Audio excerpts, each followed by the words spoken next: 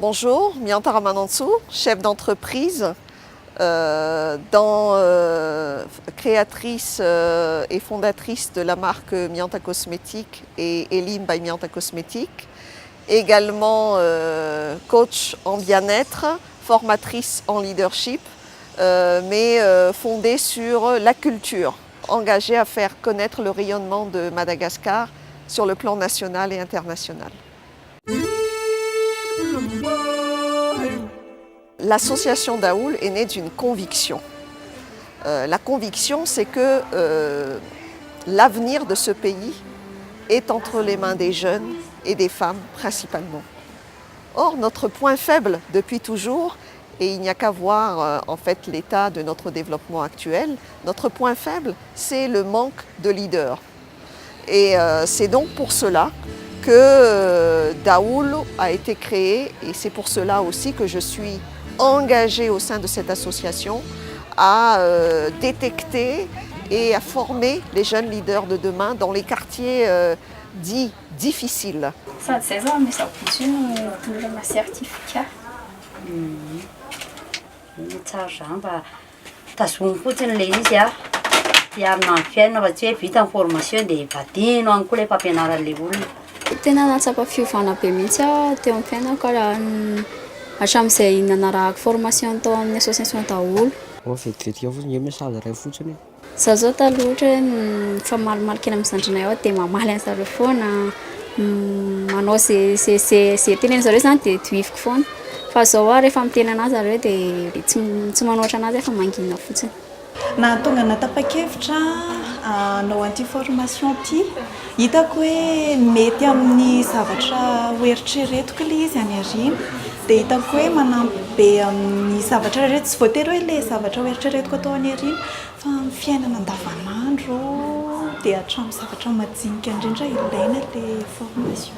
Zay nofinofiko teo ho lasa leader, zay no nahatonga anahy ato amin'ny association Daoul. Ici, c'est le pari que nous avons fait. Ici, nous avons des jeunes qui ont envie, mais qui ont laissé cette envie enfouie avec leur vécu quotidien.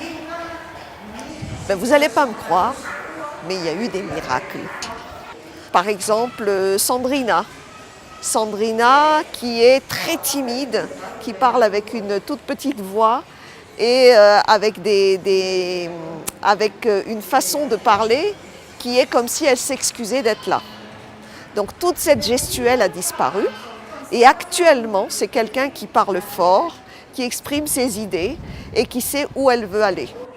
Tapabolana zay nidirako tao amin'ny association Daoul dia hitako nisy fiovana fiainako. Raha ohatra zao taloha zaka ohatra hoe somary menamenatra dia amin'izao lasa hoe sasa miresaka amin'ny olona.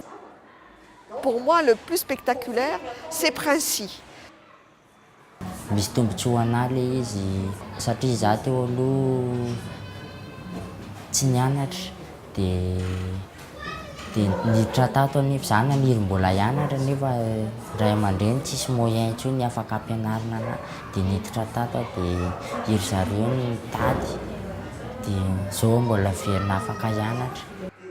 Mais sa volonté était telle que le soir même où il l'a dit une semaine après, on lui a trouvé un parrain et ce parrain a payé 1 an d'écolage pour ce jeune homme qui maintenant a retrouvé sa joie de vivre, sa joie d'apprendre. Donc lui, je sais qu'il ira loin. Et il est maintenant à la conquête du meilleur en lui-même. Le tetika asanay zany hoe sensibiliser amin'ny resaka fahadiovana sady manampy an zareo manadio manoro. Ny fanentanana ny ankizy amin'ny fanajana ny fahadiovana sy mba ahaizany manadio manodidina azy. Ny ankizy manko raha hoe ho tenenina dia mora mandray izy dia iry zareo indray afaka manaparitaka any amin'ny fiarahamonina misy azy any. Dia nitanay zareo hoe aleo mba tsy arina eny amin'ny sisisiny eny ny fako fa mba ateo eny amin'izay toerana tokony misy azy satria be dia be ohatra zao hoe tsy entsina ny lalan-drano amin'ilay fako zay ny antony nahatonga anay anao an'ilay hetsika zany. dia faly izay satria hoe nanaiky niara-miasa taminay ndraiky izy na dia hoe ankizy mbola mitovy aminazy ary izay. Faly tena faly aloha satria sambany a vao voalohany teto amin'ny sekoly ihany koa nisy association niaraka taminay tao anatin'ny fety sekoly ohatran'izao.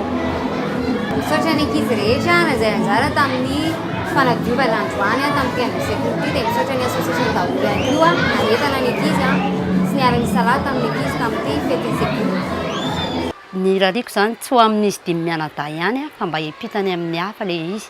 Efa be le olona nampiofana an zareo amin'ny asa izay atao amin'ny alaitra izay efa napetraka ho anazy ireo dia irahina ho tahin'Andriamanitra. Avec cette association Daoul, j'ai misé sur le pouvoir d'une vision positive pour le pays. Cette vision positive, elle se décline selon le profil de chaque jeune.